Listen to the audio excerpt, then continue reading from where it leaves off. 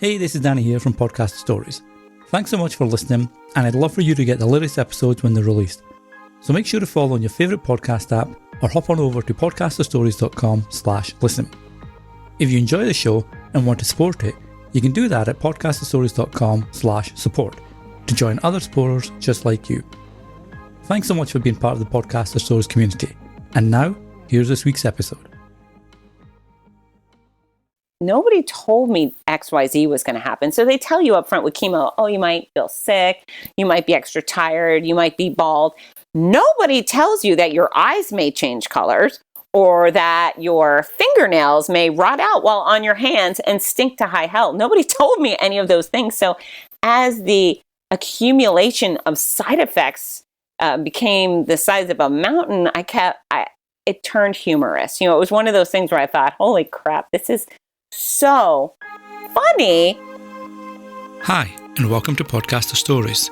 Each episode we'll have a conversation with podcasters from across the globe and share their story, what motivates them, why they started a show, how they grew the show, and more.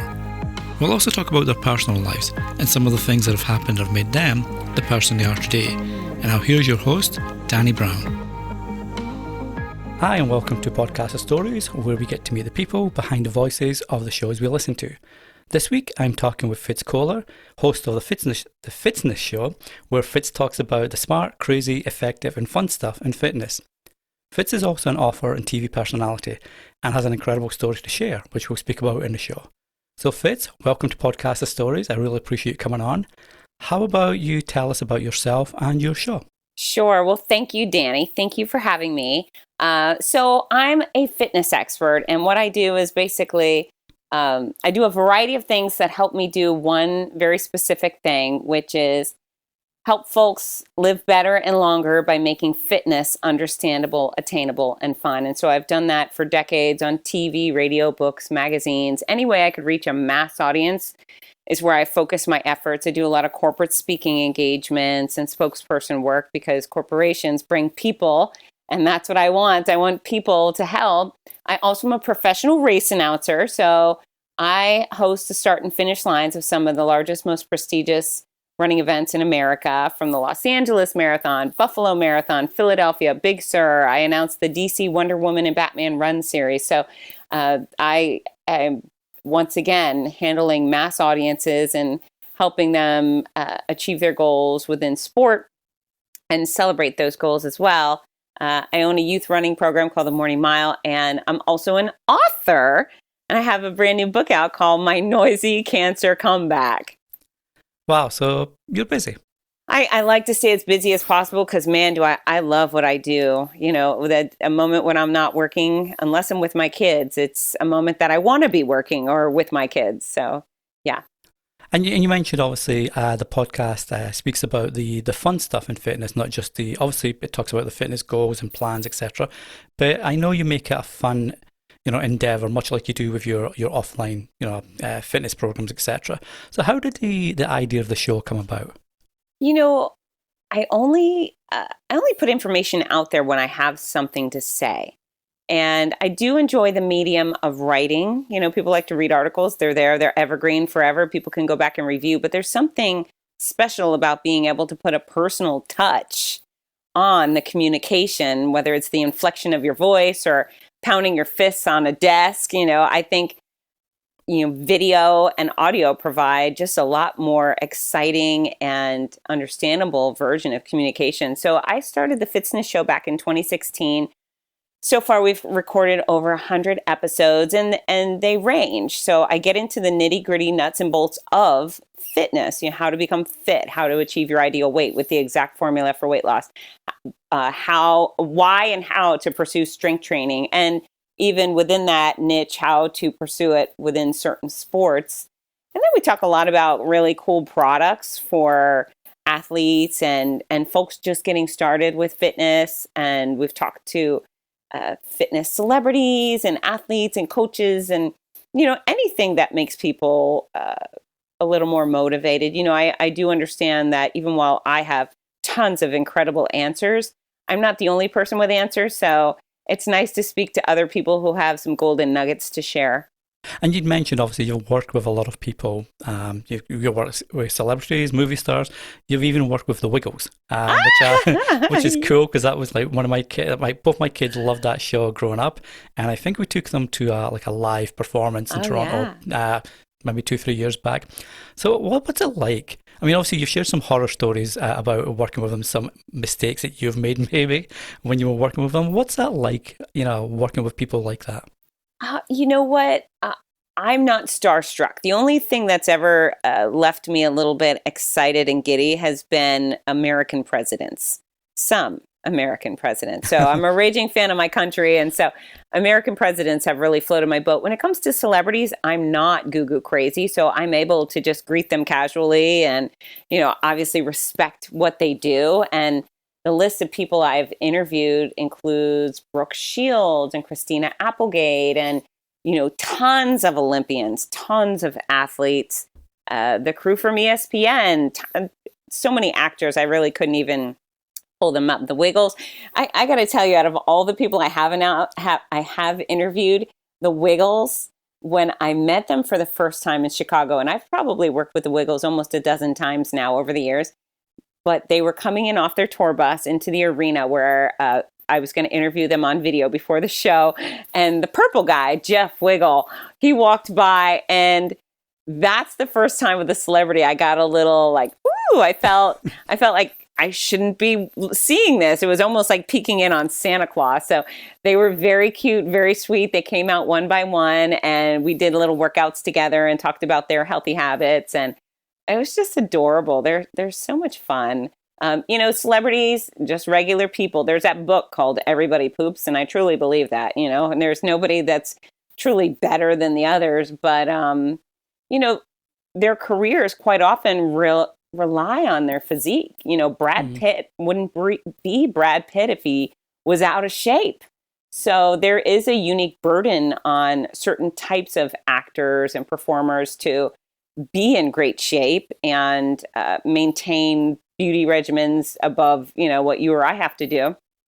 And so I really enjoy the fact that when I work with celebrities, usually they tell a really good tale. They say, I used to do really dumb diets and gimmicky things, and I found out that doesn't work. And so I've committed to exercising often and watching what I put in my mouth. And so my purpose with working with celebrities is often for them to tell the tale that resonates with people, because their career relies on them being fit or being the most beautiful version of themselves. And, even with my master's degree in exercise sports sciences and all of my years of experiences, if I got on a stage with Beyonce and someone in the audience wanted to know how to get a fantastic rear end, they would ask her, not me. And so, I use celebrities as a tool. I use them as a tool, and quite often they're very effective. And also, you've mentioned that you've worked with, various celebrities for years. Have you seen that there's a huge disconnect between male and female movie stars as to there's more pressure on women to look a certain way, to weigh a certain way, to have a certain, body index, etc. Is that the case when the celebrities come to you, and do you try help them overcome that? Has that never really come up? I think the pressure is doled out equally, and a lot of people want to wave the women quite often, or anyone in these little subgroups. We like to wave the pity party flag, and we're the victims and so forth. But no, I see pressure equally doled out on men. I mean, Chris Hemsworth, for crying out loud, he doesn't get to be Thor, other than the last Avengers. He doesn't get to be that guy without abs. And I do think there's a tremendous amount of pressure on men as well. They're hitting the gym hard. They have to watch what they put in the mouth. And I've seen more men than women have to do those dramatic weight fluctuations. Remember Tom Hanks in Philadelphia? Oh, Philadelphia. Oh, and Castaway. Yeah. Matthew McConaughey's done it. There's been so many actors go up and down. So yeah, I think actually it's possibly in some regard easier to be a woman, but I feel bad for guys. They get it too, for certain. Yeah, it's funny. I just read a story about Daniel Craig with a new Bond movie coming out, and this is his last outing as James Bond, and he's 53 now. So the regime that he went through for this movie versus 15 years ago was completely different and had to be, as you mentioned, attuned to his age, his fitness, his body, etc. So it's interesting to hear, as you mentioned, the different things everybody has to go through for their role and needs. Well, what's interesting with fitness and coming out of my recent cancer battle, my rule with fitness is always first do no harm. And we hear doctors have that mantra where, they can't injure or cause harm to the patients. But I do think with fitness, that's the first priority as well. You shouldn't do something that's going to hurt you, and if you make smart progress, if you pursue baby steps, you can get to your end goal, even the same goal you had when you were 20 years younger, if you're smart about it. And I'm sure Daniel Craig just is really keen to the fact that he may throw out his back more easily now than he did before. He can still achieve those extraordinary results, but he just can't be reckless in the process. Now, you'd mentioned obviously you've got various guests on the podcast, and some of the episodes that I was laughing at as I was listening to your show are the ones you've done with your daughter. Yeah. And the topics you've done with your daughter. Your daughter's a teenager, and you're talking about a book from the 50s on how to get a husband. Yes. And then the follow-up episode to that. What's it like recording a show with your daughter, and how did that come about? Oh, that's hilarious. So Ginger is 17, and what I learned really early on is she has my exact same skill set as a presenter. And we call her Fitz 2.0, the new and improved version. She's she's more beautiful than I am. She got on a stage in her first grade play, and she wasn't coached. All she had to do was read maybe 3 sentences or from memory. And she stood on the stage with this extraordinary posture and poise. And she was the only kid out of 150 of them that spoke clearly and concisely. And it was beautiful. And I thought, wow, she's incredible. And so she will go on to be a presenter as well. And she's done race announcing with me, but she's just a really funny person. So I saw that article. It was from, I think it was McCall's in 1950 something, How to Get a Husband. And it was outlandish. Some of the suggestions were, go by the engineering department at a college and paint a picture so the engineers will come and want to meet you. And then one of the suggestions was go stand in a corner and cry. And certainly some guy will come and, want to comfort you, and you may get a husband. So I just thought it would be a lot more funny to bring her in on the subject. And then, of course, the follow-up was the modern day 2020, how to get a man or how to be sexy, I think. So it was very, very funny. I tried to keep it very wholesome and clean, and I think we achieved that. But she's hilarious, and I'm not opposed to any guest if they're going to make my podcast more interesting, exciting, and humorous. And it's funny. I can't imagine. We see how much society's changed over the last years, and we always sort of look back. And I mean, I can still remember when you were allowed to smoke on an airplane, for example. Yes. And there was a separate smoking section because obviously a little curtain would make all the difference in a plane, right, with smoking. So it's funny to see the examples you shared of how a woman should behave and get a husband, because that's her only role in life, basically. It's hysterical. Yeah, I mean, I just, through the years, and even between this year and last year, if I walk out of my house without a mask on, people think I'm a gangster. They're like, look at her. Who does she think she is, showing her mouth? I mean, it's just, I don't know where the world has gone crazy lately, but yeah, things are definitely different. And which you read an article like that, and I understand why there's a disconnect sometimes between the way my mom did business and the way she wanted me to do business, because I thought, well, clearly that some of those guidelines are out of place. In fact, she used to tell me, never call a boy. You couldn't even call a boy back if he called you first. You were just not allowed to dial the boy's number. And so there's part of me that still thinks, Ginger, don't go pursuing guys. Don't do that. But I do believe you should be able to return a phone call. So I don't know. I kind of like some of the old-fashioned stuff. And then some of it obviously needs to be left behind, way behind in the dust. And it's like that old saying, when we become parents, we always swear, I'm not going to do the things that my parents did with my kids. And we do. You stop yourself because you've done exactly the same thing. Now, let me ask you this. Do you look back and wish your parents had intervened when they didn't?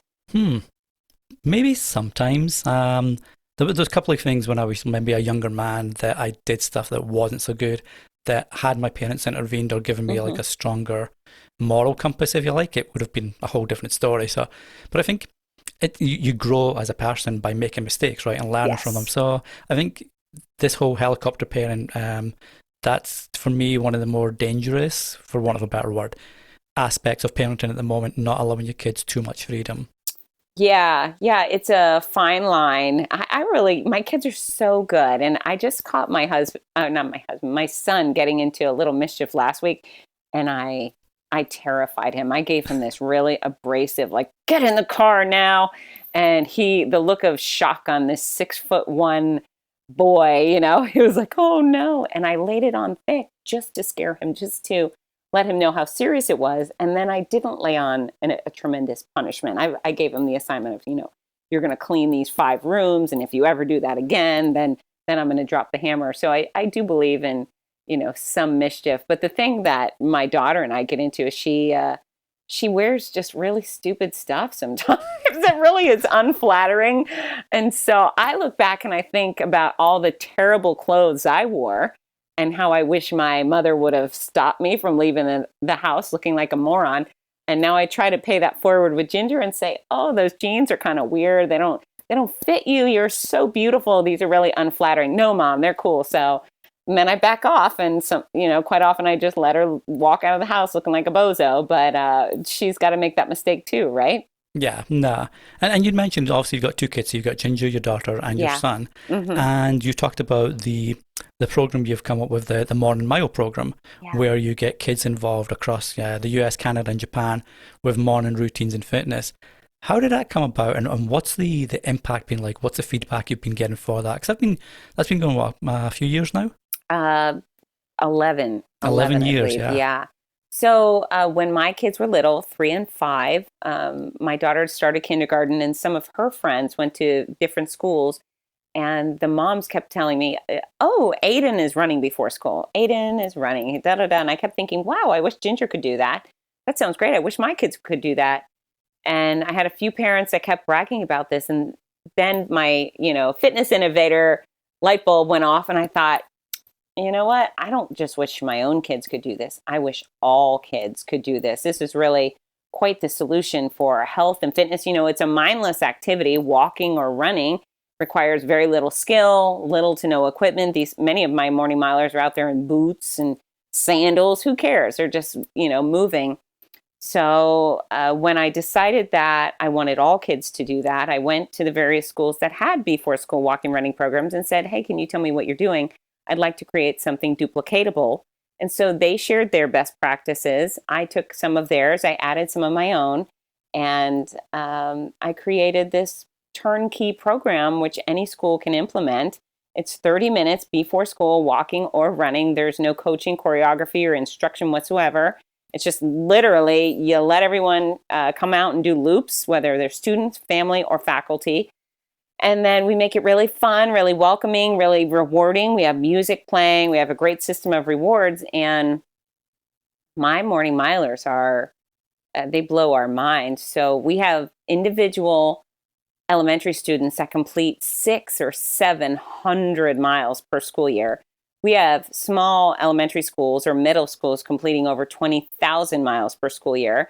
And it's funded by corporations. So, schools don't often have money to put into fitness. They're too worried about math and science. And I get that. So we've allowed the corporate world to invest in these schools and these students. And in return, we allow them to market their business on the field with a big banner. It could be Bob's Plumbing or, ABC Hospital or Aquafina Water Company. It doesn't matter to me. As long as it's a wholesome, family-friendly product, we're happy to share their banner. And so and the Morning Mile is in over 400 schools worldwide. My kids have completed millions and millions of miles. I actually kind of stopped keeping track. I just couldn't keep up with it anymore. And I feel like these kids not only have a better start on life and a habit that they can continue into their 90s for certain, because anyone, as long as you're able to walk, you can get up and go for a walk around your house, your block, your neighborhood, whatever. And I believe soon we'll be seeing Olympians say, I got my start back in elementary school doing this program called the Morning Mile. And I think we'll see the same for CEOs of major organizations. We're just really teaching these kids consistency, discipline, attaining goals, and, having fun, being healthy. And I love the fact that it's not structured. It's, the kids or the parents or the faculty just gets out and does a walk or a run or whatever. I always call when my kids are running about, I'm just saying, oh yeah, they're running their sillies out. Yeah. I like built that. up energy that has to get out. And that, as you mentioned, it builds habits. And I don't know if you've read James Clear's book, Atomic Habits. I have not. It's awesome, and it points to your very point there. It points to your point. Terrible saying. Yeah, I like it. It completely agrees with your point, where it's about building habits to achieve goals as opposed to setting goals and not reaching them because you don't have the habit to attain that. So, and especially with kids, because kids, their minds are all over the place. They can be here. Oh, squirrel. But to get habits early on and easy attainable habits is awesome. Absolutely. And you know what? Like you said, it gets their youthful energy out or their sillies out. And when they show up at class, they're settled, they're a lot calmer, they're ready to learn, they behave better. There's so many benefits. Principals reach out and say, you have slashed our problem with tardiness because the kids want to be there at the Morning Mile, so they naturally arrive at class on time. We give out far fewer referrals and punishments because our kids are far better behaved because they've got that energy out. And then the teachers, I have been hit with hugs that felt like I was being tackled by an American football player because teachers are saying, oh my God, my third grade boys are sitting still. Thank you so much. So it really is beneficial in so many ways, and not just for kids. I know as a grown-up in society, whether I'm working or being a parent, an early morning workout just kind of expels any stress I have. And it gives me that alone time to think. If I'm swimming and there's absolutely nothing to think about or nothing to entertain me but the bottom of the pool, I certainly am focusing on my next step as a professional speaker or new topics to talk about with my podcast. So yeah, exercise goes a long way from the beginning to the end of your life. It matters. Now, you mentioned earlier about your recent cancer journey. Yeah. And that happened in 2018, I think. Obviously, you've been busy with fitness programs and TV and the podcast. And then you get diagnosed with breast cancer. So what was that, from being a completely silly question probably, but what was that like? And was there a time when you were thinking, I can't do the things I've been doing up to now. I won't be able to do this moving forward? So great questions. And I, as I was diagnosed, I thought for certain I'm dying. I'm the ultimate optimist, but I couldn't use that at that point. The second I found the lump, and then the doctor said, yeah, we see that, and 3 hard swollen lymph nodes, I thought, oh my gosh, this thing is taking me out, because I had a clean mammogram less than 7 weeks prior. I had clean mammogram, and then 6.5 weeks later, I find the lump. So, I had to get past the death and not seeing my kids grow up. That was basically the laser focus. But then once I got my feet underneath me and my doctors convinced me that the type of breast cancer I have is curable. In fact, 94% of all breast cancers are curable. That I instantly decided, well, I am not letting this disease win. Not that there were points to give. Not only had I intended to survive, but my career is extraordinary. It's one of my driving forces for every breath I take. So I decided I am not missing out on any of my work obligations nor quality time with my children. So if I would have taken a 1.5 years off, absolutely nobody would have blamed me. They would have said, well, of course, you're going through this nightmare treatment. Stay home, stay in bed. But for me, I just decided, hell no, I am getting to work. I'm doing what I do. And what I do predominantly is I travel 35, 40 weekends of the year across America announcing races. And my smallest event has 2,500 athletes. My largest has about 35,000. And I just decided I'm not missing it. I'm going to figure it out. And I did. So I actually made a video declaring, I had to share with people I have breast cancer. And I didn't want to share it. I'm a private person.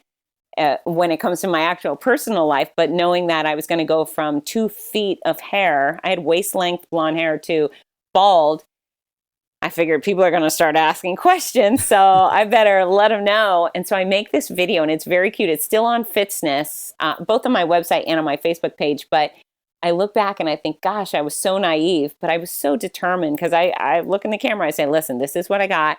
I'm going to be fine. I am going to probably feel a little bad. I'm going to look kind of weird, but I will not miss my races. I will not miss any of the events on my calendar. I expect no pity. You can root for me, but that's it. And onward. So I didn't know what I was in for. It turned out that I got hit with, they gave me the most toxic combination of chemo drugs there are. I responded accordingly, being violently ill for 5 months, and then 10 months more of a lesser chemo. I had the surgeries, I had the radiation, but I never missed an event. And it was awesome. It was really, really hard, but looking back, I'm really proud of myself. And you mentioned that you got like a really strong mix of different treatments, yes, to combat this, but you still kept up with your commitments. You still did what you had planned. How hard was that, both emotionally and physically, to do that whilst going under the treatment? So one of the things I've said is that if I were, stuffing envelopes for a living, I would have definitely stayed home.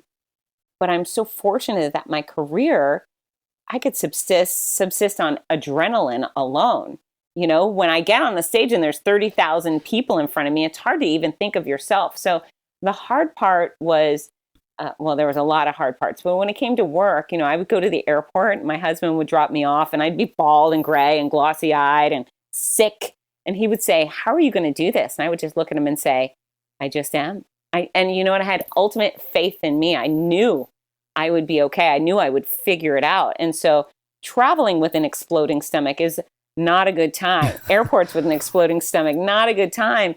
But I asked my race organizations and my race directors for a little help. On occasion, I'd reach out and say, hey, can you help me get some IV fluids while I'm in your town? So I would fly to California, get off the plane, and race director had arranged for me to get a ride directly over to a hydration place to go get fluids in Buffalo, New York. They had a nurse come to my hotel room, and I needed that. I needed that to stay upright and not be dehydrated. But even if I spent the night on the hotel bathroom floor sick, when my alarm went off in the morning, I would put on my running clothes or whatever. Not that I was running. I hope nobody thinks I was running these races. I was purely on the microphone.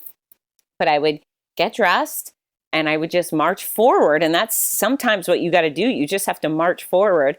But then when I got on those stages, it was like nothing was wrong, or almost nothing. I certainly felt some of my side effects while working, but the joy filled me up so much. And that's really, with my new book, that's one of the main lessons or messages is that pursue your passions. No matter what's going on or going wrong in your life, you need to find your passions and you need to hold on tight to them. If you love animals and you spend your time out on the farm and that gives you great joy, and now you're in a hospital, fine. Maybe you can't bring your donkey to the hospital, but you can get online and watch cute little animal videos. There's always a way to include your passions in your present. And I think that my running community saved my life. That and my time with my kids. It just, I found the formula for thriving while surviving.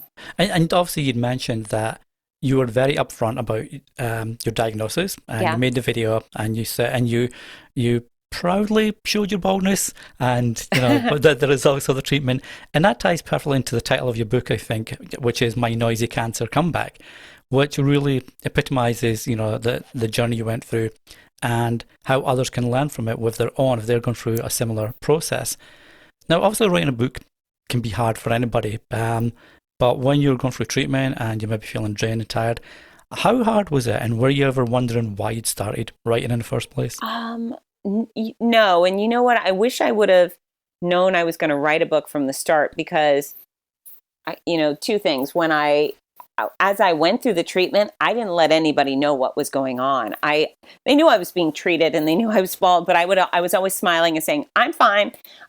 Things are great. I never let on that I was sick or crying my eyes out every day from stress. I just kept a smile on my face publicly because my job is to care for other people, right? So what happened is, a couple of months into the process, I started thinking, well, nobody told me XYZ was going to happen. So they tell you up front with chemo, oh, you might feel sick, you might be extra tired, you might be bald. Nobody tells you that your eyes may change colors or that your fingernails may rot out while on your hands and stink to high hell. Nobody told me any of those things. So as the accumulation of side effects became the size of a mountain, it turned humorous. It was one of those things where I thought, holy crap, this is so funny. I mean, I was suffering, but I also thought it was hilarious. And then I just kind of resented the fact that nobody, not even all these celebrities with their memoirs, none of them were coming clean and telling the truth about what treatment was really like. So I started making a list in the notes section of my iPhone of, chemo round 1, what side effects came with those, round 2. And I didn't know if I was going to maybe just do a talk or write an article. And then eventually I got to the point and I thought, no, people would get a kick out of this. I can help people do better and be better. I can help guide them on good practices for doing battle with cancer and winning every day. But I also thought it would be a really fun story. Things went haywire as you look back, in a hilarious way. So 2 of my chapter titles, one of them is called The Bright Side of Poop on My Face. And the other one is called When Things Go Wrong, Don't Go With Them, Naked at the Airport. And both of those things happened to me. There was poop on my face through my treatment, and then I was naked in an airport, and it was hilarious. So I would write on airplanes, and that was the only time I really had 4 or 5 hours where I wasn't sleeping, I wasn't at the doctor, I wasn't working, I could just sit.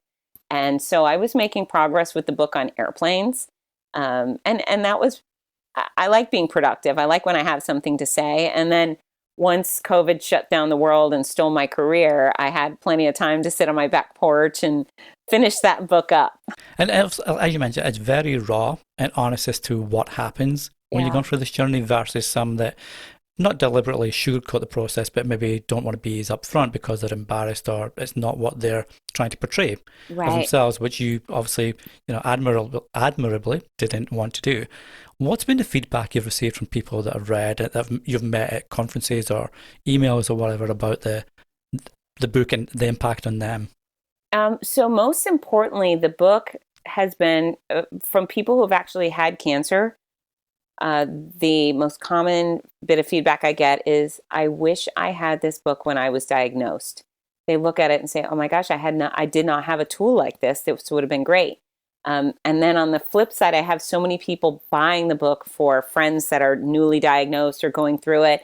And the response from present cancer patients is extraordinary. They just, this is helping me. This is inspirational. This is going to allow me to pursue happiness while I'm being treated. I have a new respect for perspective. My attitude, even though, again, I suffered to the max, I never had a pity party because I wasn't a kid with cancer. That's got to be way worse than being a grown-up. It wasn't my kid with cancer. And for me, it wasn't one of the more lethal types of cancer or ALS, something, or instant paralysis. There's some things that could go horribly wrong. And I was very fortunate that there was a light at the end of the tunnel for me. So I decided to suck it up like a good little soldier.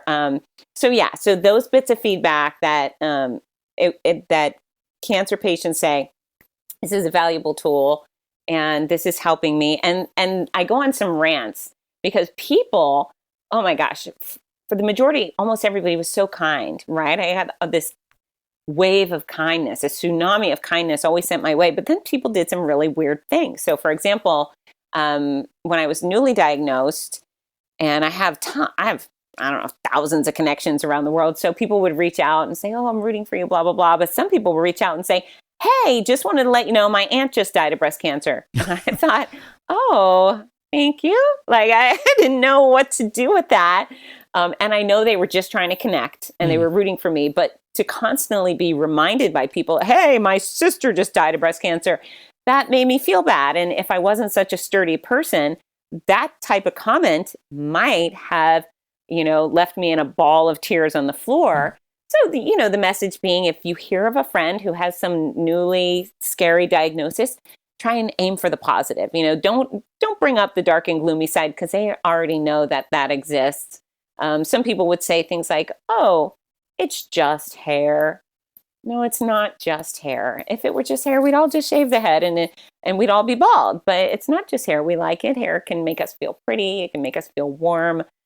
So, I tried to include some lessons in the book. And then really, I think, they always say choose a market, right? Your book isn't right for everybody. But if you're a person going through hard times, or you just would like to have a laugh, because as there's a few places in the book where people tell me they've cried, most of them say, is it okay that I laughed my head off through your book? And I want them to, that was part of my intention. I thought my experience was hilarious in hindsight, because it was just so preposterous. So, if you're not laughing when the poop hits my face, there's something wrong with you. And I love the fact that you mentioned that people had wished they had it, when they were going through it or being diagnosed. Because generally, as you mentioned, friends and family are trying to comfort you and make you feel good, but we say the wrong things. Yeah. And to your point, we say that we concentrate on the dark side, but you've got this. Like, I don't know if I do have this, so right. It's real interesting to hear you mention that. Yeah. How do you know? It's interesting. I asked my family, I asked my son, when I told my kids, I said adamantly, I am going to be fine. I'm going to look weird. I'm going to feel a little sick, but I'm going to be fine. And my son, his response was, Mommy, you're going to look so cute bald, which is so sweet. So I thought I did a good job of convincing him. But a year later, when he and I were having a conversation, I said, Parker, was there ever a time when you thought I might, not survive? He said, oh, yeah, I definitely thought you were going to die. And I thought, what? Wow. What? He said, I didn't want to make your life more difficult by telling you that. And I thought, what a sweet boy. But yeah, it's hard to convince everybody you're going to be okay when you're really unsure that you're going to be okay. I mean, I still have to keep looking over my shoulder. Am I going to have a reoccurrence? Am I going to find out? Last time I had a very identifiable lump in my breast. If it comes back, will it come back the same way? Will it just land in my brain and I have no idea what, cancer's scary. It's a tough situation, but the book is definitely full of laughs. Awesome. Now, and obviously it ties in now to your podcast, and they can complement each other perfectly. Your show is over 100 episodes now, as you mentioned earlier. What's your plans for the future of the podcast? Is it to continue with the current format? Are you looking to sort of maybe do live on field events, I guess, with the kids doing the morning mile, etc.? What's your plans for it? That's a great suggestion. My podcast, to be honest with you, has kind of slid off the front burner for the past couple of years. Once I got diagnosed, I just kind of lost my steam for that. And so where I probably should be at episode 200 right now, I've really only recorded a handful in the past 2 years. So my intentions are to come back in video format. I mean, one of my greatest assets as a presenter is that eye-to-eye contact. I do like that. So more interviews, more engagement. I have some new online broadcasting software. So Fitzness.com will be back in color. Nice. And then obviously I'll be sure to share all that with our listeners. Now, you mentioned earlier when we were talking about your fitness programs and how you're helping celebrities that you got the woo moment with the Wiggles of all people. Yeah. But who would be your all-time hero that would make your ultimate woo? And why that person? Oh, gosh. Or people? Well, okay. Thank you for giving me a few. So I would love to meet Garth Brooks. He's my favorite singer. Another woo. I mean, there's some hunky guys. I would definitely take Chris Hemsworth. He's doing nothing wrong in fitness. There's my laser focus. Apparently, I'm after cute guys to woo over. I'd love to bring back Abraham Lincoln and work out with him. Actually, our former president, George W. Bush, he is an athlete. He's not I'm just going to say it. He's an athlete and he's a cyclist, and he multiple times a year gets together with large groups of veterans and goes on long bike rides with them. And I just think that's so magical. And for someone, one of my favorite thing, not one of my favorite things, my actual favorite thing is the United States of America. I love my Constitution. I love the Bill of Rights. I couldn't be more grateful for all of our freedoms. So to be able to go work out or consult with a president and a bunch of wounded warriors who have fought so hard for freedom, that would be, that would be exciting beyond belief. That would make me go fangirl for sure. That would be amazing to have someone like Tammy Duckworth, for example, work alongside you. Like her story is incredible. Anytime I see her speak, I've not heard of her. Tammy Duckworth. So Tammy Duckworth, I think she's in politics now. I'm pretty sure she's like a representative. I don't know if it's Democrat or Republican. Okay. But she's a war vet. She lost both her legs in combat. And she's very big, obviously, on the vets being looked after. So it'd be amazing to see, like, you're both very powerful, forward women. So it'd be amazing to see you together, I think. Sure. I'd love that. Cool. So you mentioned George W. Bush there. And I was watching one of the Bring It On movies with my kids, like the cheerleading movies. Yeah. And in one of them, and I don't know if this is just a movie or it's actually a little bit urban myth or something, but they mentioned that George W. Bush was an actual cheerleader, a male cheerleader back in the day. Have you heard that? Or? I don't recall, but I imagine it probably wasn't GW. I imagine it was probably his father, George Herbert Walker Bush. He was also a baseball player for, I believe, Yale. So I don't know if it's GW. I haven't heard that GW was a cheerleader, but he's a fun guy. He's an enthusiastic man. Perhaps he was. I'm going to have to learn about that now. Yeah, I did some Googling. I couldn't find anything. So I think maybe it's just like a throwaway line in the movie. Okay. But I just also just stuck there thinking, well, possibly? I don't know. For sure. Yeah, I know sports were a huge deal in that family in general. Well, Fitz, this has been amazing. I've really enjoyed talking to you today, and I know our listeners are going to really enjoy our chat. For people that want to connect with you online, learn more about your Morning Mile program for kids, for the schools, buy your book, etc., where's the best place for them to connect with you? Thank you, Danny. So morningmile.com will take you to get more kids moving in the mornings. Fitzness.com is my home base. That's Fitzness.